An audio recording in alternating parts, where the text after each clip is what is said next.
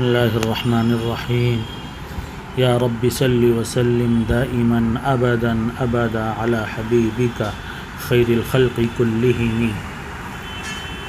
سیرت خاتم الانبیاء صلی اللہ علیہ وسلم بیان کی جا رہی ہے۔ ازواج مطہرات رضوان اللہ تعالی علیہن اجمعین کا بیان ہوا۔ اب آپ صلی اللہ علیہ وسلم کے تعدد ازواج کے متعلق کچھ ضروری باتیں نقل کی جا رہی ہیں۔ تعدد ازواج کے متعلق ضروری تنبیہ۔ ایک مرد کے لیے متعدد بیویاں رکھنا اسلام سے پہلے بھی دنیا کے تقریباً تمام مذاہب میں جائز سمجھا جاتا تھا۔ عرب، ہندوستان، ایران، مصر، یونان، بابل، آسٹریلیا وغیرہ ممالک کی ہر قوم میں کثرت ازدواج کی رسم جاری تھی۔ اس کی فطری ضرورتوں سے آج بھی کوئی انکار نہیں کر سکتا۔ دور حاضر میں یورپ نے اپنے متقدمین کے خلاف تعدد ازدواج کو ناجائز کرنے کی کوشش کی لیکن نبھ نہ سکی۔ بالآخر فطری قانون غالب آیا اور اب اس کے رواج دینے کی کوشش کی جا رہی ہے۔ مسٹر ڈیون پورٹ جو ایک مشہور عیسائی فاضل ہے، تعداد ازواج کی حمایت میں انجیل کی بہت سی آیتیں نقل کرنے کے بعد لکھتا ہے کہ ان آیتوں سے پایا جاتا ہے کہ تعداد ازواج صرف پسندیدہ ہی نہیں بلکہ خاص خدا نے اس میں برکت دی ہے۔ البتہ دیکھنے کے قابل یہ بات ہے کہ اسلام سے پہلے تعداد ازواج کی کوئی حد نہ تھی۔ ایک شخص کے تحت ہزار عورتیں تک رہتی تھیں۔ عیسائیوں کے پادری برابر کثرت ازواج کے عادی تھے۔ 16ویں صدی عیسوی تک جرمنی میں اس کا عام رواج تھا۔ شاہ فلسطین اور اس کے جانشینوں نے بہت سی بیویاں کی۔ اس طرح ویدک تعلیم غیر محدود ازواج کو جائز رکھتی ہے اور اس سے 10 13 27 بیویوں کو ایک وقت میں جمع رکھنے کی اجازت معلوم ہوتی ہے۔ غرض اسلام سے پہلے کثرت ازواج ایک غیر محدود صورت میں رائج تھی۔ جہاں تک مذہب و ممالک کی تاریخ سے معلوم ہوتا ہے، کسی مذہب اور کسی قانون نے اس کی کوئی حد نہ لگائی تھی۔ نہ یہود نے، نہ نصارہ نے، نہ ہندوؤں نے، نہ آریوں نے، نہ پارسیوں نے۔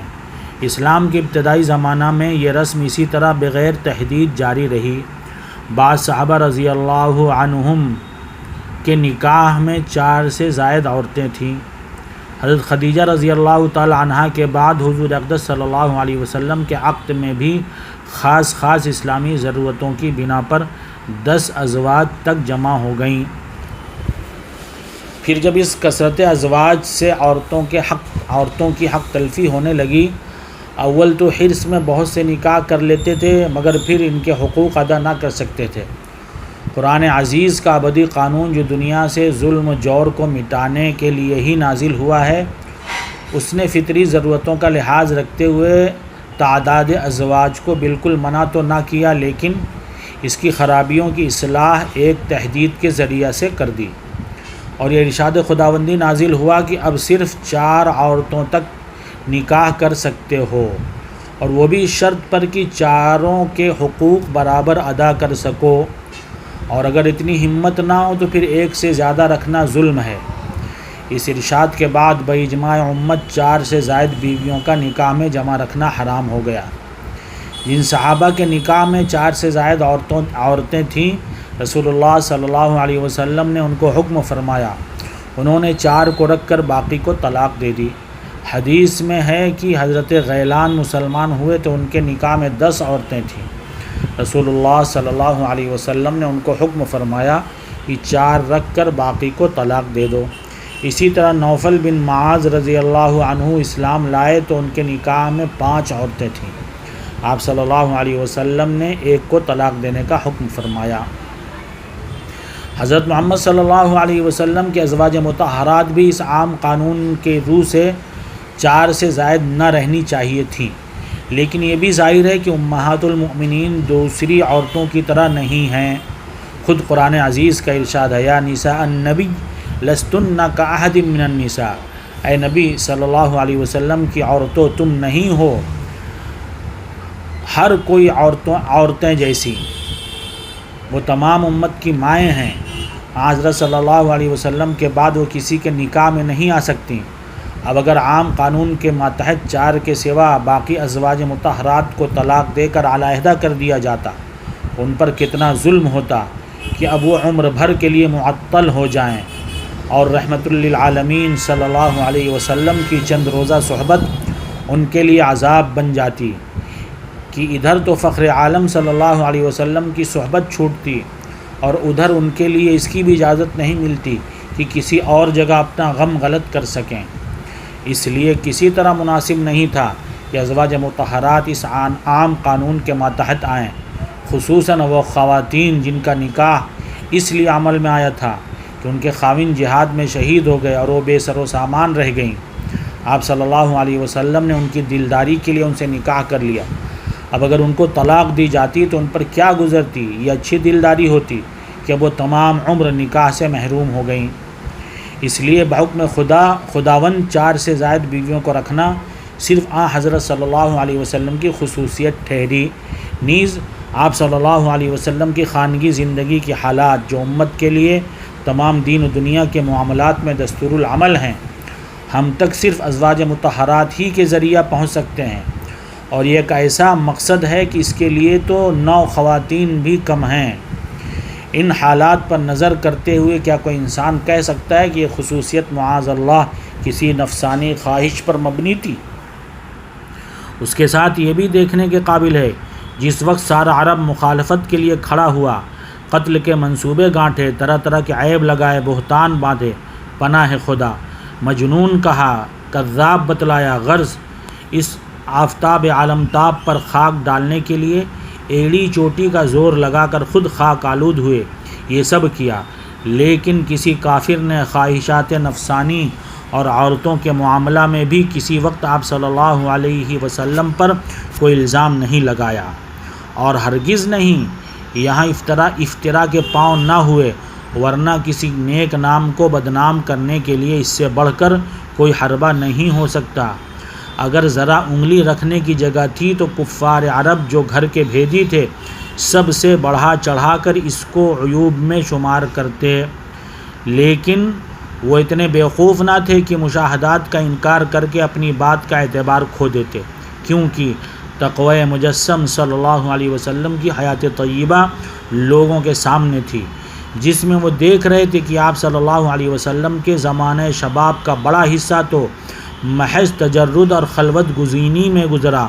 پھر جب عمر شریف 50 سال میں پہنچی تو حضرت خدیجہ رضی اللہ تعالی عنہ کی طرف سے نکاح کی درخواست ہوئی، جو بیوہ اور صاحب اولاد ہونے کے ساتھ اس وقت 40 سال کے بڑھاپے کا زمانہ گزار رہی تھیں، اور آپ صلی اللہ علیہ وسلم سے پہلے 2 شوہروں کے نکاح میں رہ چکی تھیں، لڑکوں اور 3 لڑکیوں کی ماں تھیں۔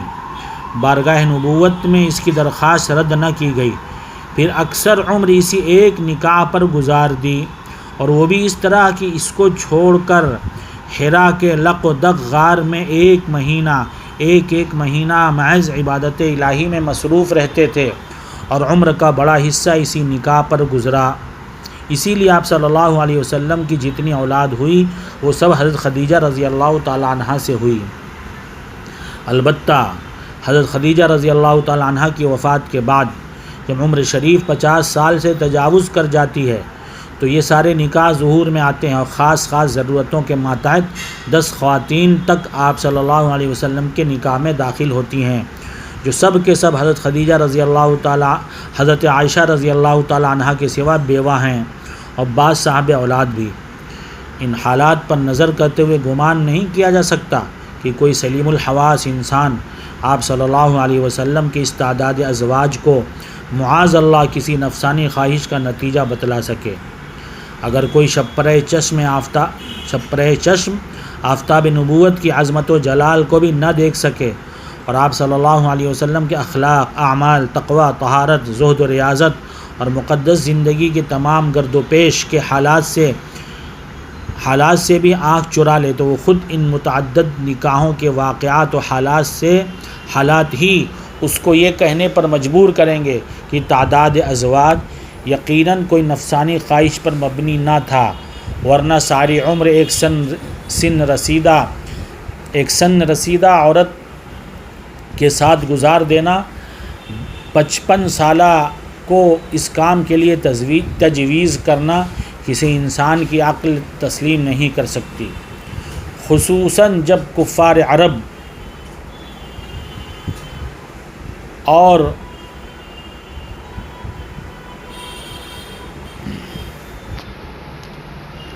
اور رؤساء قریش آپ صلی اللہ علیہ وسلم کے ایک اشارہ پر اپنا منتخب حسن و جمال آپ صلی اللہ علیہ وسلم کے قدموں پر نثار کر دینے کے لیے بھی تیار تھے، جیسا کہ سیر و تاریخ کی معتبر کتابیں اس کی شاہد ہیں۔ اور اس سے بھی قطع نظر کی جائے تو خود مسلمانوں کی جمعیت بھی اس عرصہ میں لاکھوں کی تعداد تک پہنچ چکی تھی، جن کی ہر عورت آپ صلی اللہ علیہ وسلم کے عقد میں داخل ہونے کو بجا طور پر فلاح دارین سمجھتی۔ یہ سب کچھ تھا، مگر تاجدار نبوت صلی اللہ علیہ وسلم کے عقد میں 50 سال تک صرف ایک خدیجہ رضی اللہ تعالی عنہ تھیں، جن کی عمر بوقت نکاح بھی 40 سال تھی۔ پھر اس کے بعد بھی جن خواتین کا نکاح کے لیے انتخاب کیا جاتا ہے وہ ایک کے سوا سب کے سب بیوہ اور صاحب اولاد ہیں۔ امت کی بے شمار کنواری لڑکیاں اس وقت بھی انتخاب میں نہیں آئیں۔ اس مختصر رسالہ میں تفصیل کی گنجائش نہیں، ورنہ دکھلا دیا جاتا کہ آپ صلی اللہ علیہ وسلم کے یہ متعدد نکاح کس قدر اسلامی اور شرعی ضرورتوں پر مبنی تھے۔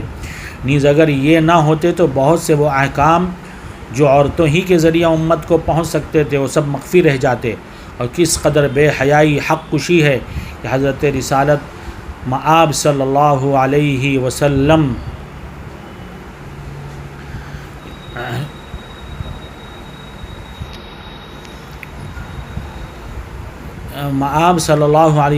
کے اس تعداد ازواج کو نفسانی خواہش پر معمول کیا جائے۔ اگر باطل پرستوں نے عقل و حواس کو اندھا کر دیا ہے تو کوئی کافر بھی ایسا نہیں کر سکتا۔ نبی کریم صلی اللہ علیہ وسلم نے 9 ازواج مطہرات کو چھوڑ کر انتقال فرمایا۔